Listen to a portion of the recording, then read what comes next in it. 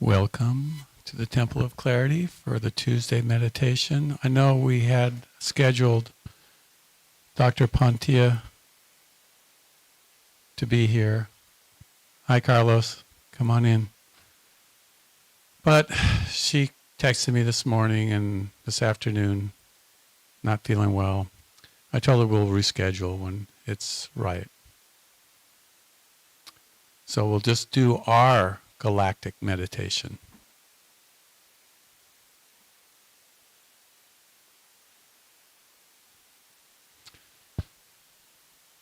So what is the galactic meditation?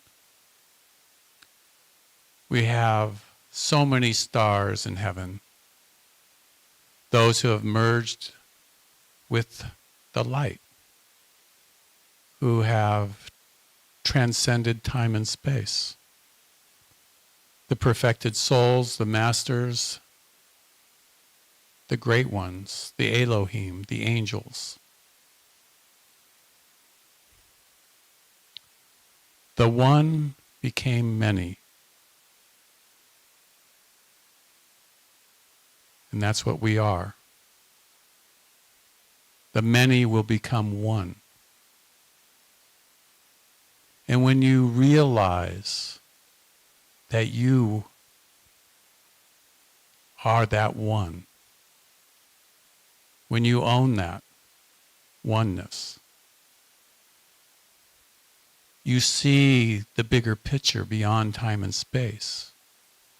You disidentify with the ego, your name, who you think you are. That life, that energy that you are, is the one. And that is the unfolding path back to source. You are that one. You are that star. You are that galaxy. You are that universe. You are that beyond anything that you can comprehend. And what meditation brings us is the ability to glimpse beyond your mind, beyond the noise, beyond all beliefs, all ideas, and just tap into your infinite, eternal self. So before we begin this meditation, I'm going to open up with this prayer. We are many, but let's now become one in this intention of bringing the divine, bringing heaven to earth, anchoring this God realization in time and space right now. Divine Mother, Heavenly Father, Thou art omnipresent. Thou art in all Thy children. Thou art in all of us.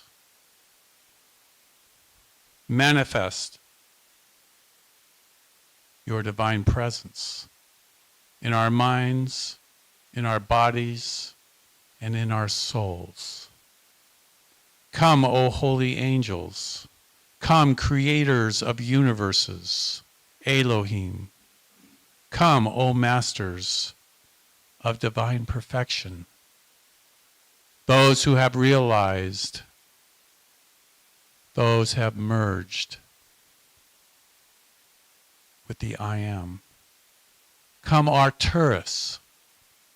Come, Sirius. Come, galactic brotherhood of love and light. Come into this temple. We open the portal between time and space into the heaven worlds as we allow the living temples of our bodies to be in the eternal presence of the source, of the I am, of the God flame, of all that is real.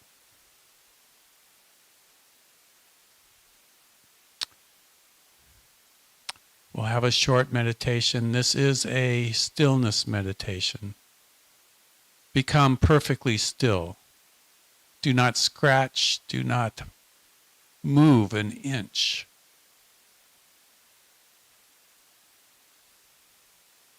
When the body is still, the mind will become silent. Look out your spiritual eye. Stay very present as the angels and the masters and the Holy Spirit fills this room. Watch, feel, listen for your own God presence communicating to you.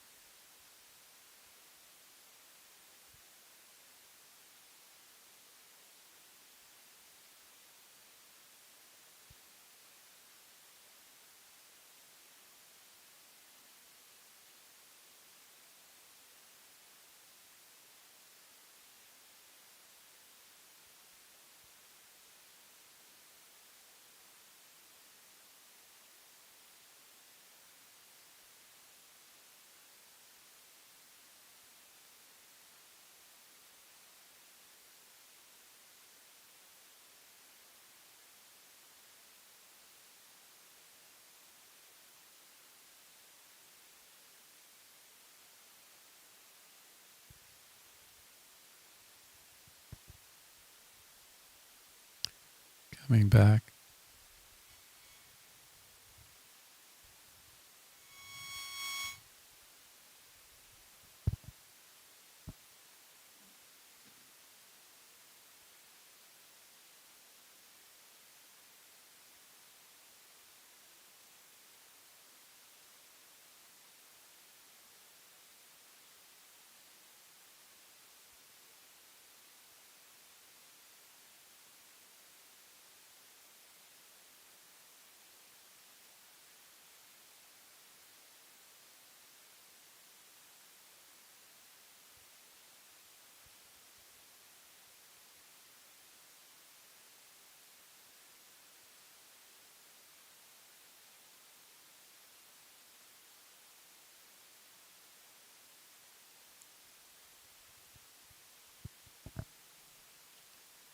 We're going to go back in.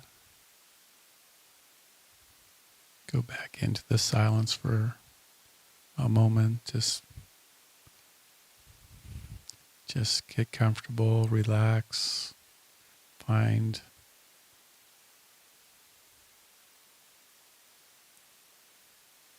that center point again.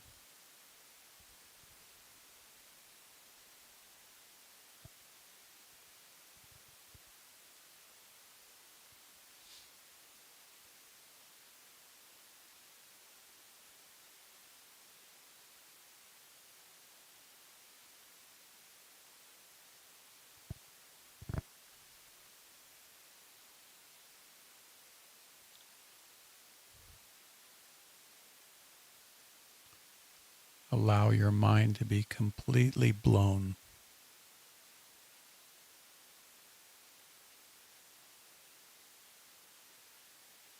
In a good way.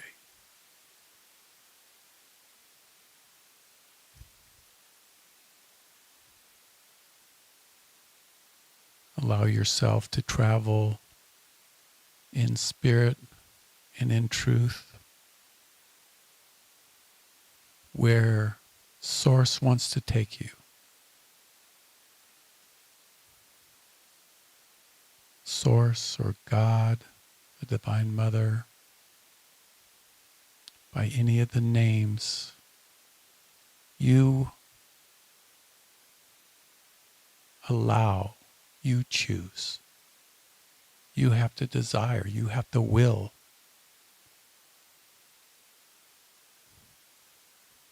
You have to love yourself, to be your true self.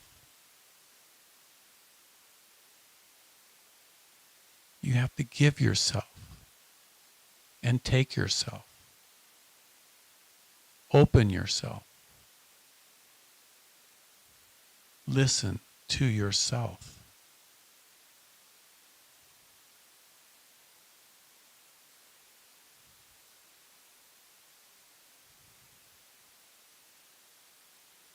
There is a way to be free. Ask for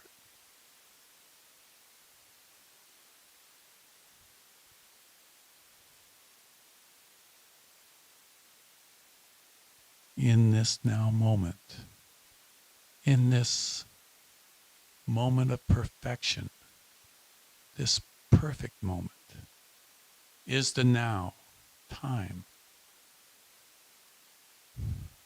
for you to see, to taste, to drink of the eternal liquor. What is the divine drink of spirit?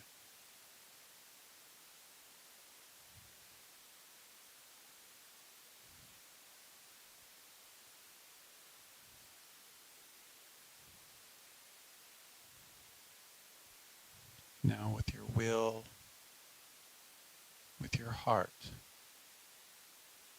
with your soul, with all your might, choose to harness the infinite power of yourself.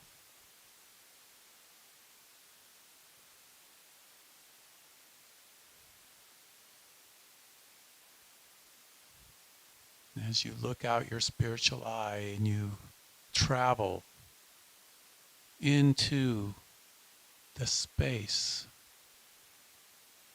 of God consciousness and awareness, the light is shining on you. The Spirit, the source of all life, calls you higher.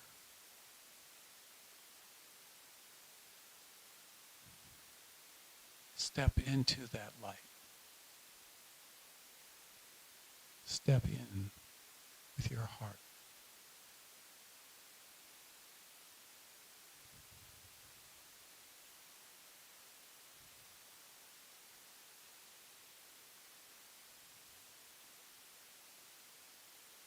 Step into the fire of the Almighty.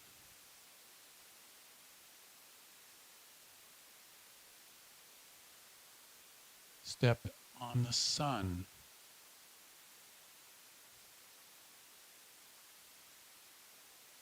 The great central sun, the source of all universes.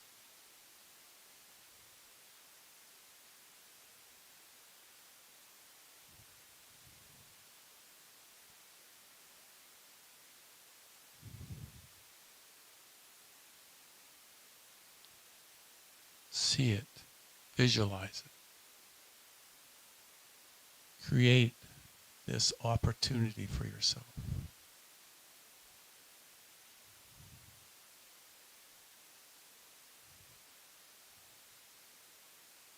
Into the infinite, into the eternal, into the absolute, into the oneness.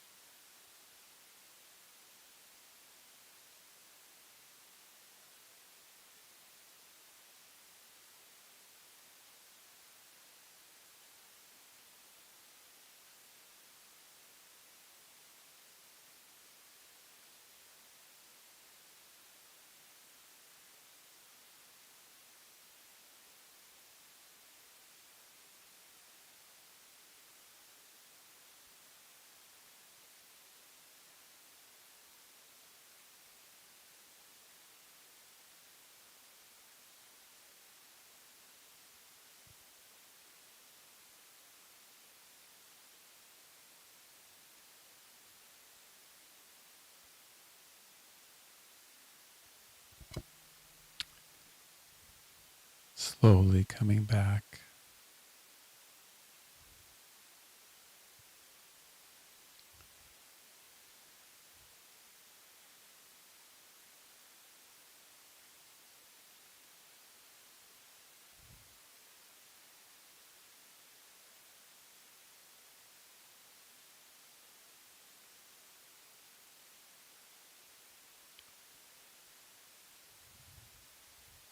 Now you know the one became many. You are that one.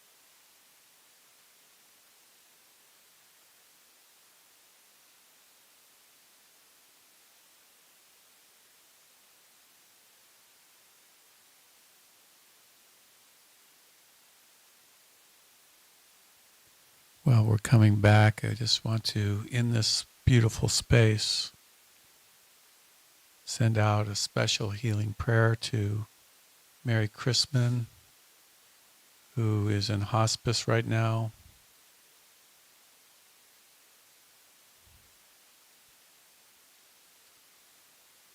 To Doug DeStefan, Marcos, Eric, David, Orianda, Dr. Pontia, anybody that has a cold or a flu or anything.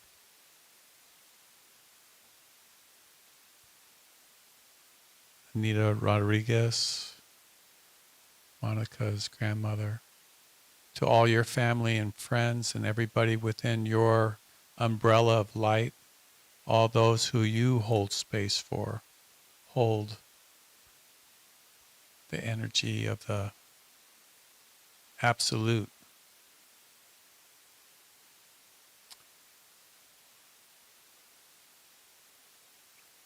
For all of our brothers and sisters on earth who are lost in the dream of the unconscious. Bring them back into the light. Bring them back into the oneness. Bring healing and peace into their lives. I forgot my Aunt Patty. She's been sick too.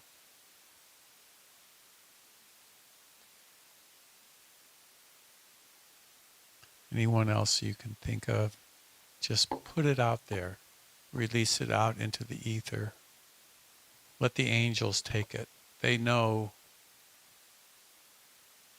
exactly what to do.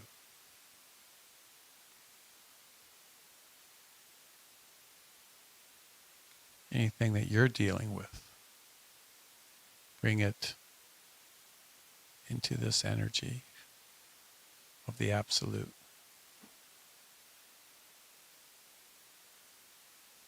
Of the infinite possibility of anything that can happen. We choose the highest and the best through the darkness, through the valley of unknowing, into a space of clear water, green meadows, blue skies, peace.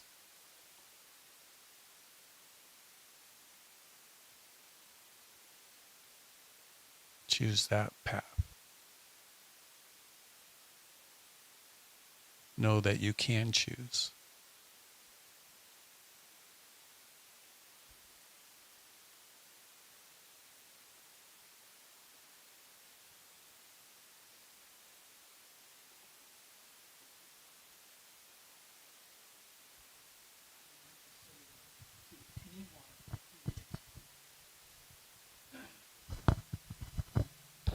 To anyone who is sick anywhere of any kind of sickness, I have found that oregano oil and oregano herb on your food, as well as colloidal silver, works miracles for 101 things. It really works.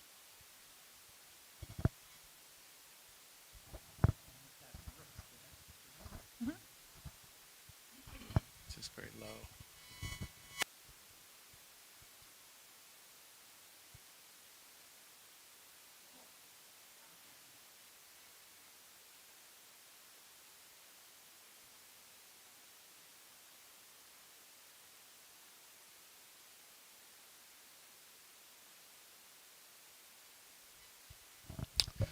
Well, I know several people here in this room have had NDEs, near-death experiences.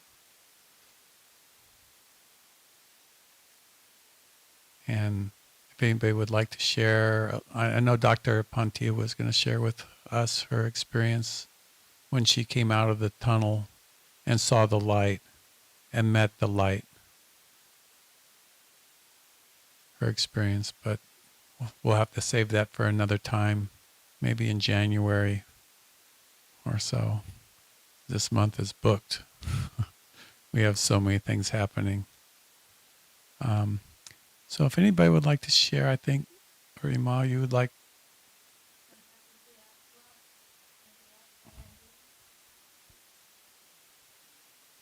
Well, Of course. Let's pass this to her.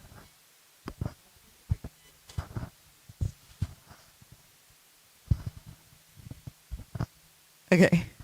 So I know the mind can do a lot of wild stuff, but I find it really interesting. My mom had a dream, but the dream was like very real to her, like as real as me shaking your hand. And in the dream, she saw my grandfather who passed away, and he was in a tunnel.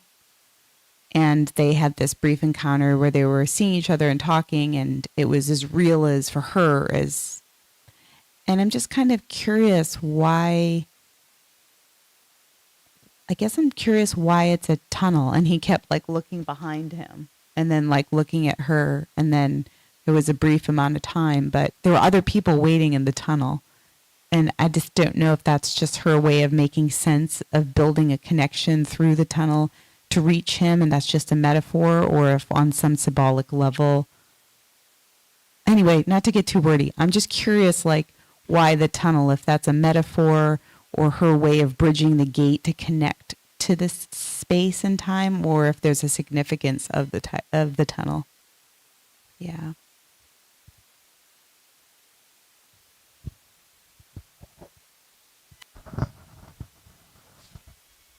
Thanks. So two things. One is your mother had what's called a visitation. So when all of you are highly conscious spirits, which you all know, in these bodies. And you've been working on this for lifetimes after lifetime after lifetime after lifetime. And so where you go when you sleep is the same place that you go to after you leave these bodies. It's called the causal plane. And it's called the causal plane because that's where we cause things to happen from. Actually, that's what Yogananda said of it.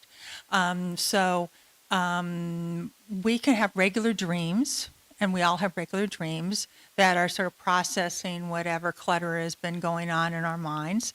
And we can have visitation dreams. So visitation dreams is when your spirit is connecting your body, your being, your soul, whatever word you want to use, is connecting with somebody else's being, soul, spirit, oftentimes after they have passed. So my daughter passed from COVID 3 years ago, and after she passed, I had this dream where visitation, where she had recently bought before she passed, her first brand new car that she ever owned, this bright red convertible. She was just thrilled.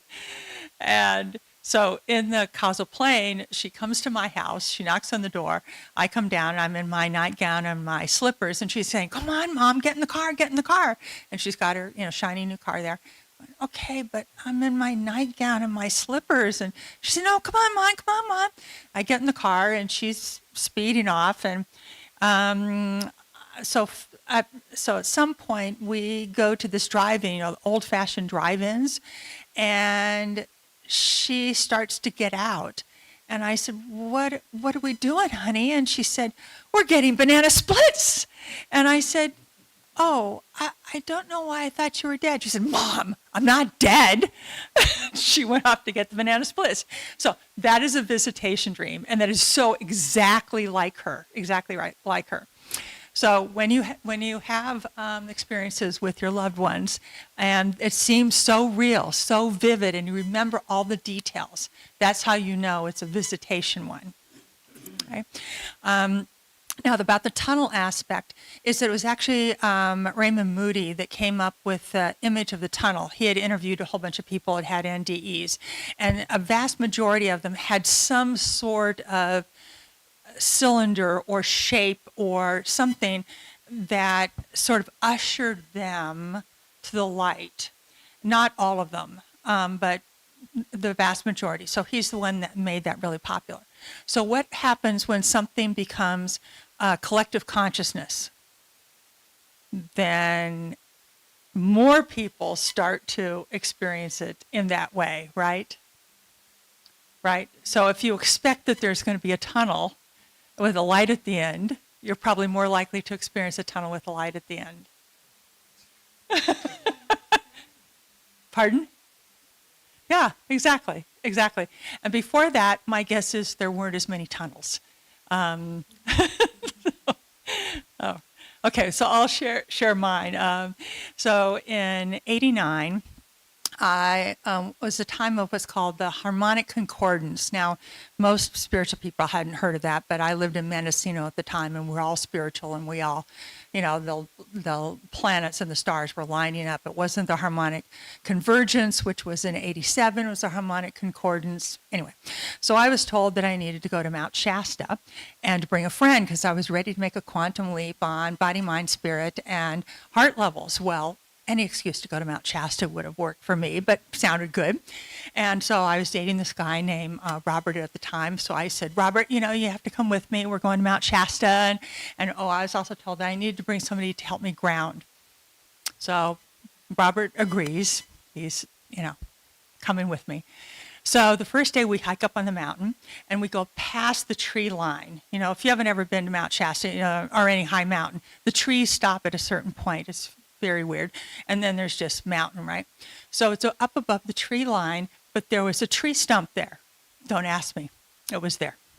I thought it was a wonderful place to sit. And Bob was sitting on the ground below me. And my feet were on his thighs. And I told him that his job was to ground me. That's going to be important in a moment. So I go into meditative state. And I start feeling all this energy coming through, and I'm rocking and rolling. I'd already been teaching spirituality for maybe 15 years at that point. So suddenly, everything, with my eyes closed, everything in my field of vision becomes light. So the trees and the down the hill are light, and Bob is light, and the rocks around me are light. And what makes perfect sense to me at the time is that if everything is light, then of course I'm light, right? I mean, why would I be any different? And so I felt like I was floating, and then I was told that I'd made a quantum leap on body, mind, and emotional levels, and then I had to come back the next day and make a quantum leap on a spiritual level. Now, where you go after becoming light, I'm not really sure, but it sounded good to me. So I come back down in my body, and Bob is panicking. He's yelling at me. He's going, "You told me to ground you, and then you became transparent, and you floated 5 inches up off the tree stump, but my hands were going right through your ankles." "Okay, Bob, it's going to be okay." "But you told me," "I know." "Well, we have to come back tomorrow." And he's going, "I'm not going anywhere with you tomorrow." I'm going, "Well, yeah, you probably are." But, and so we made an arrangement. We'd go back tomorrow the next day, but we wouldn't go to the same place because obviously it only happens at that place, right? It's Mount Shasta. So we go to this different place, and he's sitting as far away from me as I will possibly let him. And I go into the meditative state, and I'm, doing this thing. So back then, I was doing medical intuition long before Carolyn Mace kept calling the phrase. But when I did that, when I went into trance, my eyes went back and forth and back, bless you, back and forth really quickly. My jugular vein went boom, boom, boom, boom, boom. Apparently, fortunately, I didn't ever have to see that because I had my eyes closed. Suddenly, appears in front of me this J-shaped tunnel that seems to come from around my third chakra. I have no idea. And it goes up, and I can see the slide at the end. And you know those bank things where you put your checks in it and you stick it in the tunnel and go like that? So I got sucked out into this tunnel, and I'm not realizing it's really a tunnel yet or that this means anything. So I come out the other side, and when I come out the other side, it's possible for me to tell this part without crying. And if you ever meet somebody who has a near-death experience and they tell their story, 99.9% of them will cry because it's just so life-changing. All that exists on the other side was total unconditional love, thousands of times greater than we can ever imagine here. I mean, just unbelievable. And so my first thought was to send some of this to my young children who are having a hard time with their father. And as soon as I had that thought, this voice, it wasn't really male, it wasn't really female, it was just a voice. And it said, "They're all your children, they're all your children, and your job is to go back and to remind them of who they are." Now, as soon as I was told that, I'm going back down this J-shaped tunnel thing going, "No!" Ka-ching! And Bob is going, "Oh my God, thank God you're alive." "What?" He said, "You stopped breathing, your eyes stopped doing that thing, your jugular vein stopped doing that thing. I was rubbing you through your backpack for a mirror to hold it underneath your nose because I didn't want to touch you to see if you were still breathing." "Okay, Bob, it's fine." It's all fine now. All right, so apparently I stopped breathing, and it seemed like a very short period of time to me, but it was a very long time for him, rummaging through my backpack and all. Okay, so what I can tell you is that everybody that I know of that's had a near-death experience all experiences unconditional love, thousands of times greater than we can ever imagine on this planet. And so for anyone who is afraid of going to the other side, the problem is when you've had one of those, you can't wait. Not that I'm suicidal, but, I'm really looking forward to it. And it also really helped when my daughter passed that, I knew that that's where she was.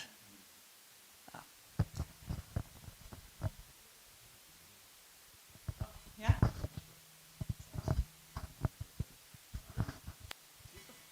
Well, sure. So I think most of my life has been some version of an NDE. Like, it's very rare that I'm fully here because I'm kind of aware of the part of my soul that's not crystallized. The word infinite means like within the finite. Like, imagine kind of a circle, but there's no outer edge of it, and then like the infinity symbol when you fold the circle, and that would be the experience of time and space. Oh, sure, yeah. Yeah, go ahead. Don't be shy. Yeah. Have a beautiful night. Hope you enjoyed the portal. So the toroid field, electromagnetic field, like around our brains, our hearts, the earth, the sun, basically anything with mass per se, or anything with consciousness, I'd say, because dark matter and dark energy kind of have a toroid field to it too. It's a metaphor, not just a physics thing. So I would say that the tunnel, whether people perceive it or not, is kind of like traveling from the conditional to the unconditional, like where it crystallizes at the bottom and the root kind of your personal and collective within time and space, and where it decrystallizes at the top of the crown, the cathedral and anti-cathedral. And some people perceive it when they're in a brainwave state or consciousness state to perceive like the subtle grid of energy as it breathes into matter and breathes back out into spirit, which renews it and sustains it. And the eternal silence is called the unstruck sound. And that silence is what allows us to have the experience within the finite and kind of sustains our, I don't want to call it illusion, but like a certain type of curated reality to speak to our souls that this is. And when you see the tunnel, it's like you're experiencing a phase shift, like different octaves of sound, but the sound is you. So, my NDEs, it's kind of like going between that sense of I and that sense of the infinite, like the I am as a complete sentence instead of I am male human, raised Jewish, born in 1989 actually, during the event you were speaking of. Beth Israel Hospital in Boston, the Jewish one. And I deeply appreciate that unconditional love, and I feel that there's kind of a bridge. Like, we don't necessarily have to go back to that out there, or even deep in meditation to the kingdom of God inside. That's also a version of that. But that this life itself, if we steep deeply enough in these catalyzing experiences, can reflect the fullness of that feeling. And so, to digress, I'll just mention Rumi's father, like Rumi and Hafiz, the Sufi poets that I'm mildly obsessed with. Rumi's father said, our task is not to open up to love, but to remove the blocks that we have created to receiving it. And they're not even bad blocks. They're like your own higher consciousness of divinity kind of flirting with you to allow you to slowly immerse back into it after you conceive of being out of it, even while you're still in it. And those time-released openings just kind of glorify the true nature of the beauty of divinity and selfhood and the oneness that we all are. And you come back into the same things that like trouble you or mystify you, with sometimes wonder like a child and sometimes knowing like a master, but the sense of beauty, that the whole thing is complete beauty and made of love. And even though it's orchestrated, we're not controlled, but like our inspired decisions through fear or love are a part of the will of God, like providence guiding us through an experience. So that's kind of what I've got from the almost consistent NDEs throughout my life. It's like I'm flickering very quickly in and out of existence in every moment, but I'm perceiving it in only most of the moments. So, yeah, that's my perspective.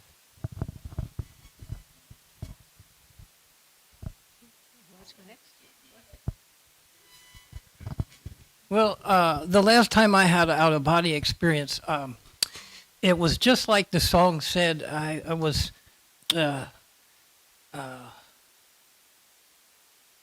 somehow, I don't know how it happened, but I got out of my body and I was just roving and going and going. And then all of a sudden, I was able to go faster. And then I went into the sky. And I was soaring ever higher, just like the song said. And I just kept going and going and going, faster and faster. And then all of a sudden, I came to a crossroads between worlds where I could see the sun and moon.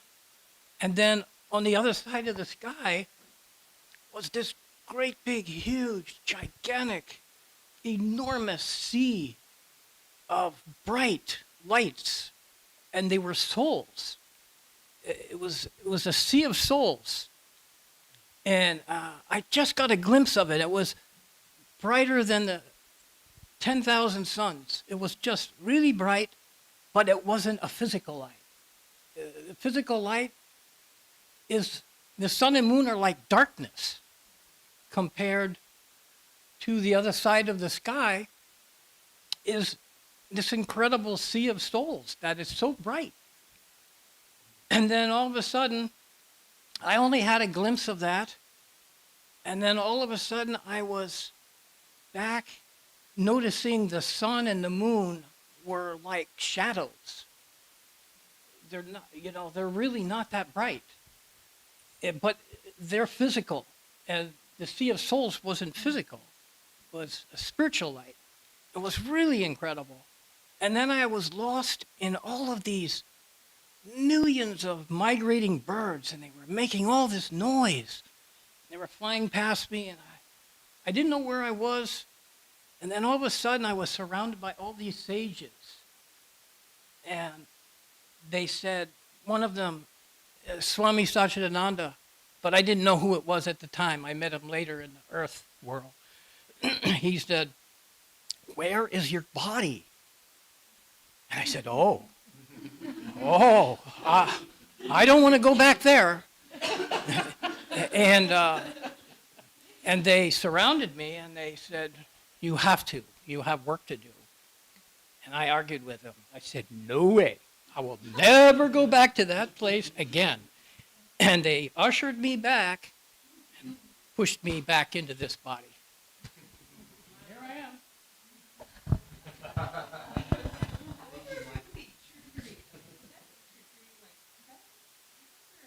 And there was no tunnel. There was no tunnel.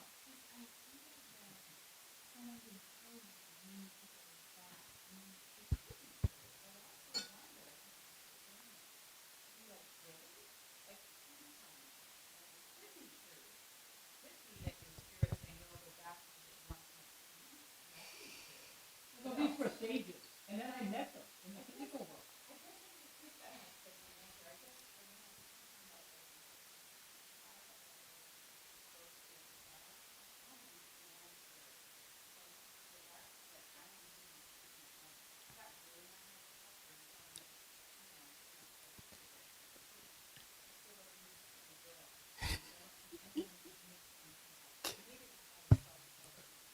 Randy,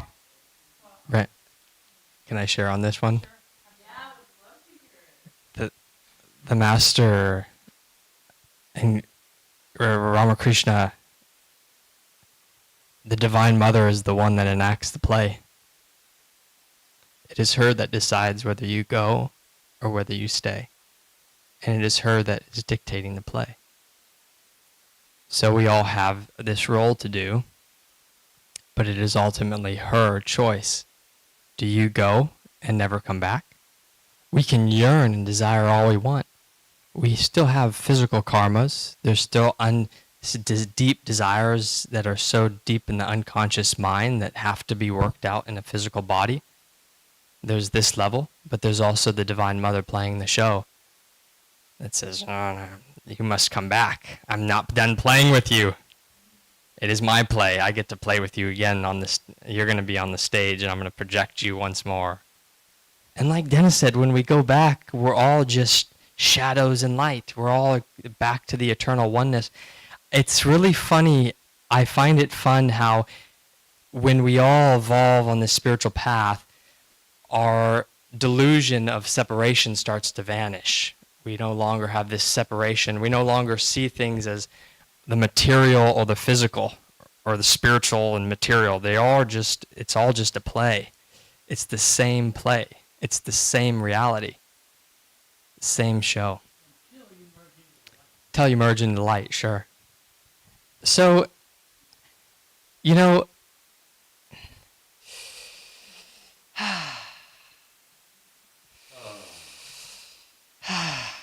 love you, brother.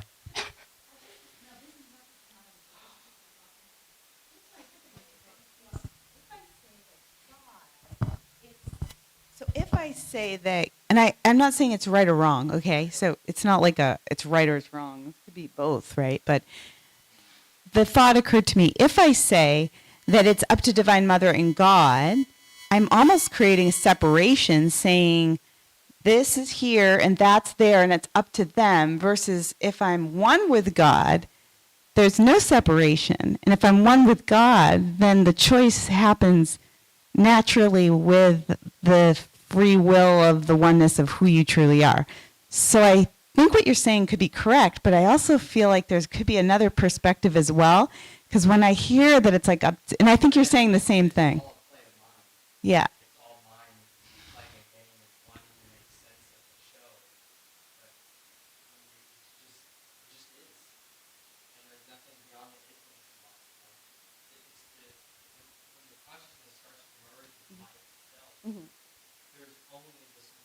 Right. Yeah, totally.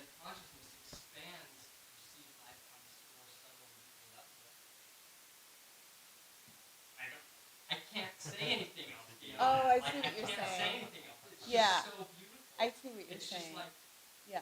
so out of human speech, we love form, Right. and so we honor that the mother is the Shakti, the mother is the show of inform, the manifestation. The mother is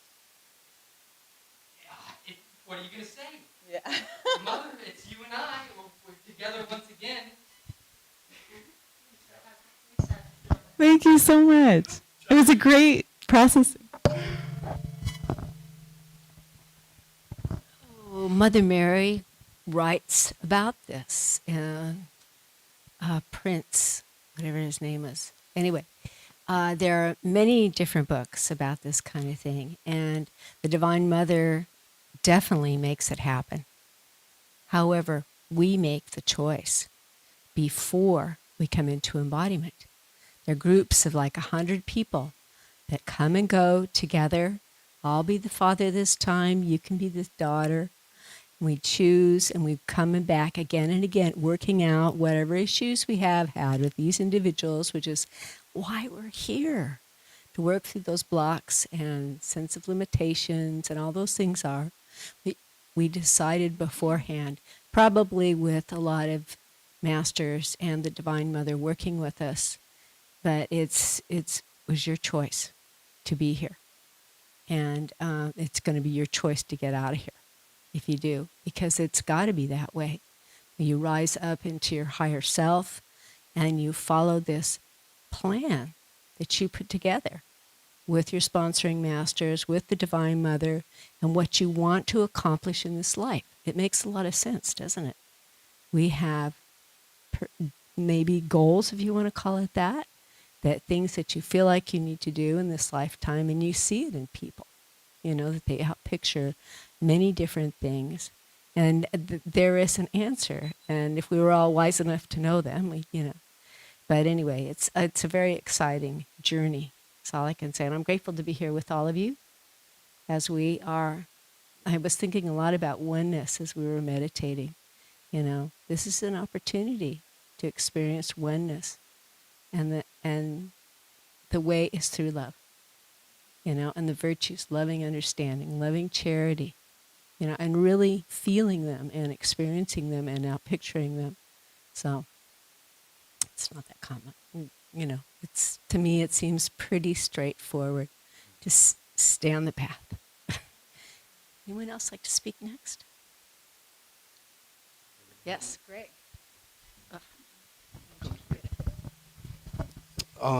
My experience wasn't an NDE, but was a visitation. But I kind of feel like it was an NDE. My father passed and was like really abrupt. It was really abruptly, so we didn't have that closure that I guess I needed. But it wasn't a dream. I've had dreams before. The setting looks like this. I had a boat in Mission Bay, and he was fishing, but he was not a fisherman. So if anyone can shed any light on that, that'd be great. He's fishing, and I'm coming up to him, and it's all telepathic. We're not speaking, but we're just, hearing each other. And I was like, hey, like 10 feet away, I miss you. Like, you're commanding attention. And he just kind of looks at me and just keeps fishing. And I was like, hey, like I'm commanding acknowledgement here. And he just looks at me and looks back, and I'm like kind of grabbed him, like, hey, like, acknowledge me, please. Like, I miss you. Like, why did you have to leave? Like, the universe is coming through me. Like, why did you leave? You're so too soon. What's it like? What's going on? What's the answers? Like, all of it. And I said to him again, I said, I miss you. And he looked at me and he said, "I don't miss you." And I've never felt that kind of pain in my life, in any of them. And he's looked at me and was like, "Oh, shoot, you don't get it." And I was like, "Why I don't get you? I get that you just said you don't miss me." And he goes, "No, no." And he kind of like took a universal check, like I'm gonna get in trouble for this one. He's like, "Oh, okay, because now I'm cheating on the test. Give me the scan. I'm fill in the little answers for you." And I felt very, really blessed and compelled to be able to share this because it's made a big difference in my life. And what he said was, "My time is not your time. So I can't miss you where I'm at and where you're at because I'm always, always with you." So, my cousins in Texas were very close. When he's sleeping, we're not missing each other because you're in another state. It's just, so I was where, my watch has a different time on it. People go, "Your watch, you have to wind it." I go, "No, I'm on my own time." So, and not that your time is wrong and mine's right. It's just, I'm on, So as a reminder, so I've been in, get-togethers and in the grocery store and all these different random places, and I'm like a real outspoken kind of guy, except for tonight. But I'll have to go to perfect strangers because I see grief. It's almost like a sign on their face. I can see grief, and I go up there. "Hi, how are you? I'm not crazy. My name's Greg, and I understand that you're..." It's like really, really almost like just doesn't even seem empathetic at all. I just feel compelled to. And I'm like, I think I know you're grieving, and this is what happened, and this is the experience, and if you want to have grief, then you can, because that's a human experience. And I'm not trying to take that from you. I want you to have any experience that you have, but you don't have to sign up for that one. You don't have to carry it around. I'm just letting you know, unless you want to, because it's just a different time zone. And that's my biggest takeaway. And thank you so much. You guys are here. Thank you so much.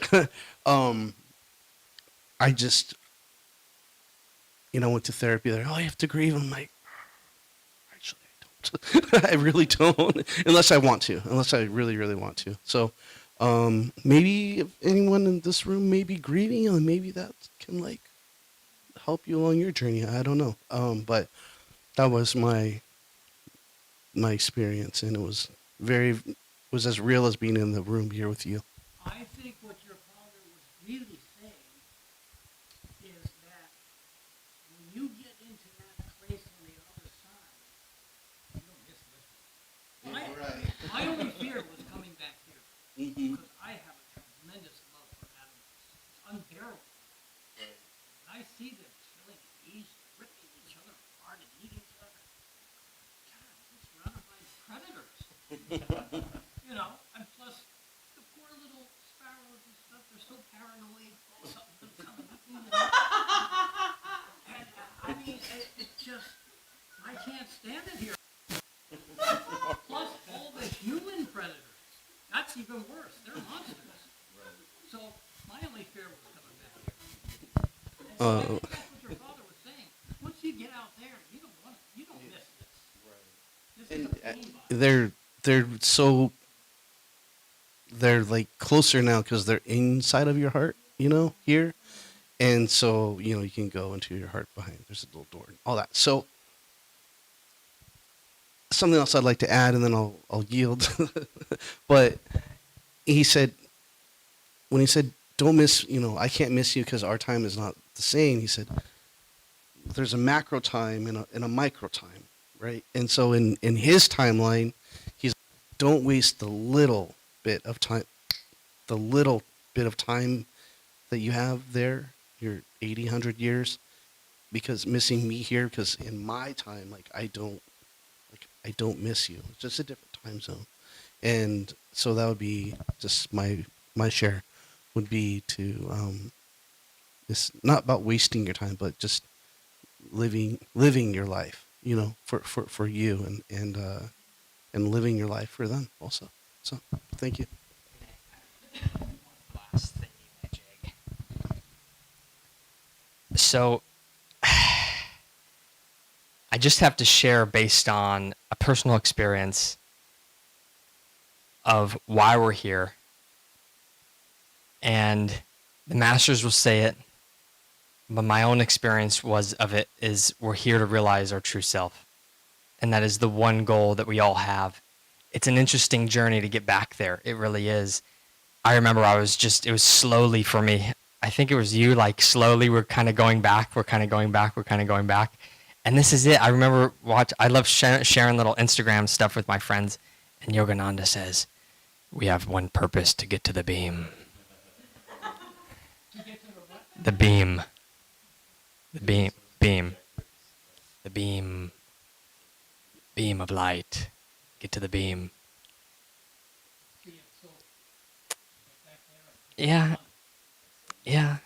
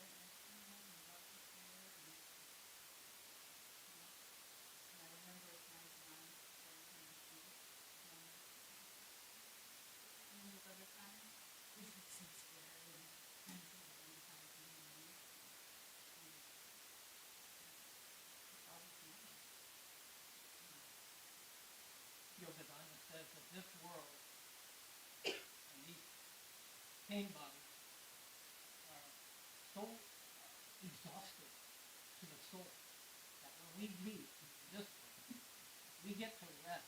Most souls get to rest in the astral plane for 500 years before I don't think you're speaking good truth, but I don't want you to paint a picture in people's mind that's not true. A lot of it's true to maybe a sliver of time and space, but it's still like I think anything Yogananda said. yeah. I just Not all souls rest for 500 years. Some come right back. You know? It's called the cocoon. But most of us, we get to rest for 500 years because it's very exhausting to be in this world. It really is. It could be a moment, or it could be longer. It's whenever we need to process and get what's left in this between the majority of our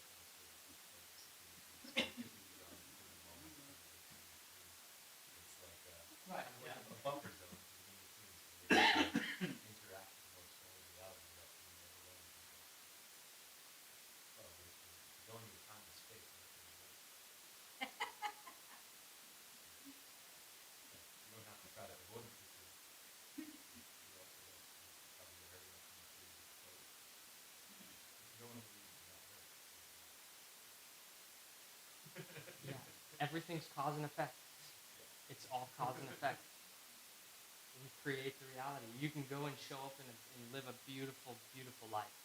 And the world, I remember Dennis, this world's not so bad. It's not so bad. But it's all the screens that we play in our own mind. It's all the screens. It's not so bad. But it's cause and effect that creates it. It's cause and effect. It's all perception.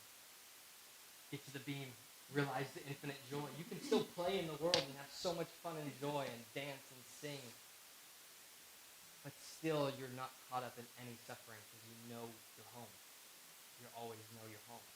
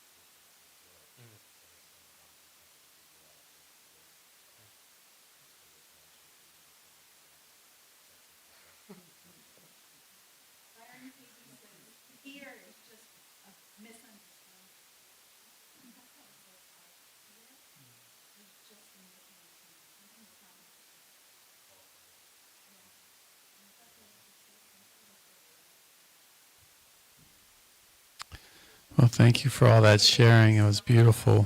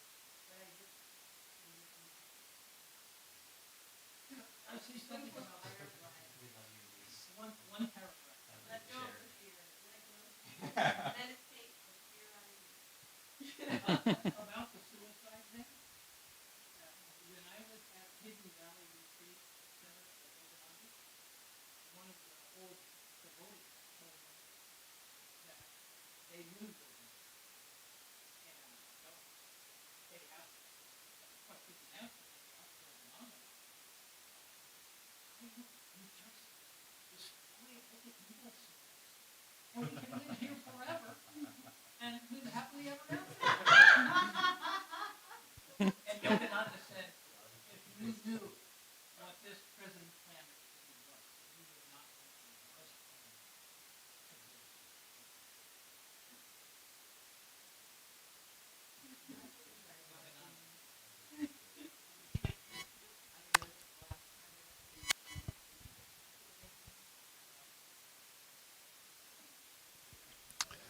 live. Well, we're going to sign off on the broadcast. Tina brought us some tangerines on the table there. You can help yourself. We are having a retreat here on next Thursday, Friday, Saturday, and Sunday. I think we have some flyers, right, Lisa? Got 2 left. You can take a picture of them and take them if you're interested.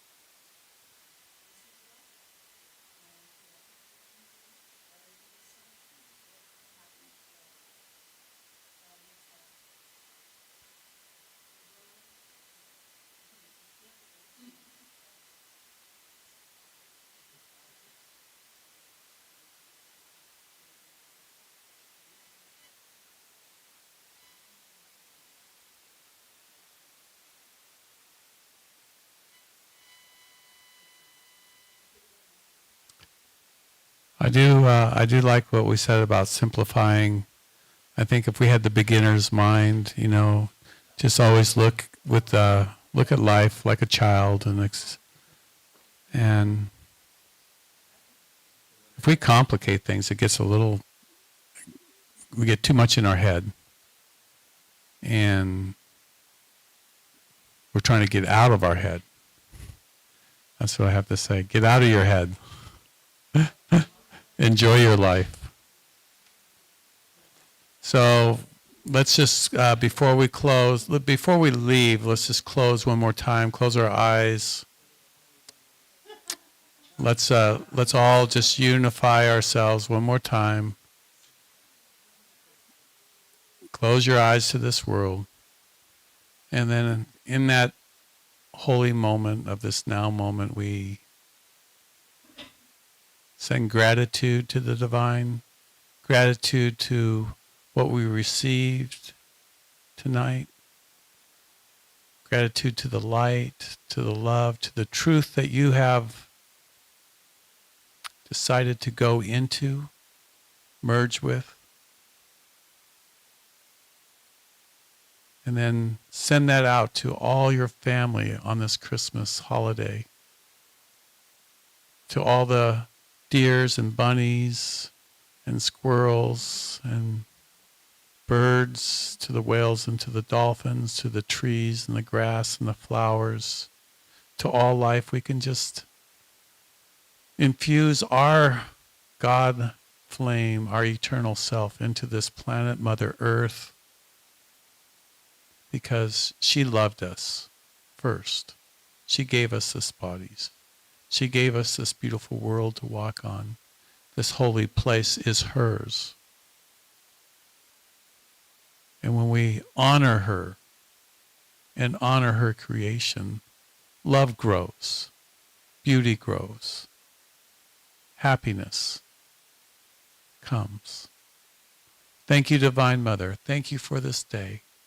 Thank you for these friends. Thank you for all people everywhere. Let peace